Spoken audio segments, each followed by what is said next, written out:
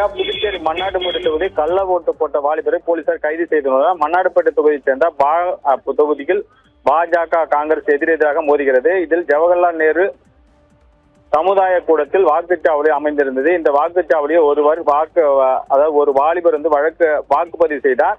அங்கு தேர்தல் அதிகாரி பெயர் சீனிவாசன் என அறிவித்தார். பாஜக காங்கிரஸ் பிற பூத் ஏஜென்ட்டுகள் இது குறித்து ஏஜென்ட்டுகள் அவங்க குறித்துக் கொண்டனர். இதில் காங்கிரஸ் ஏஜென்ட்டுக்கு சந்தேகம் ஏற்பட்டது. இந்த நேரத்தில் அவர் வாக்கை பதிவு செய்துவிட்டு அங்கு அவர் வாக்குப்பதிவு செய்து வெளியே வந்தார். காங்கிரஸ் ஏஜென்ட் தடுத்து நிறுத்தி அவர் மீது சந்தேகம் இருப்பதாக கூறி போலீசில் ஒப்படைத்தார். போலீசார் விசாரணையில் அவர் புதுவை மாநிலத்தை சேர்ந்தவர் அல்ல என்பது தெரிய வந்தது.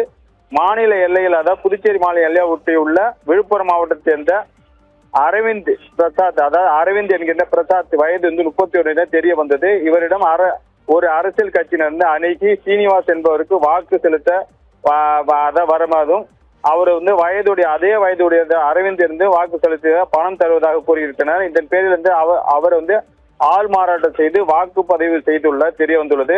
திருக்குனூர் போலீசார் வழக்கு பதிவு செய்து அவர் விசாரணை செய்து அவர் கைது செய்துள்ளனர். இன்று கைது செய்துள்ளனர். 2 நாட்களுக்கு பிறகு அவரை விசாரணை நடத்தி வழக்கு பதிவு செய்து கைது செய்து புதுச்சேரி பரபரப்பை ஏற்படுத்தியுள்ளது. தீபிகா, தகவல்களை வழங்கியமைக்கு நன்றி ஜெயக்குமார்.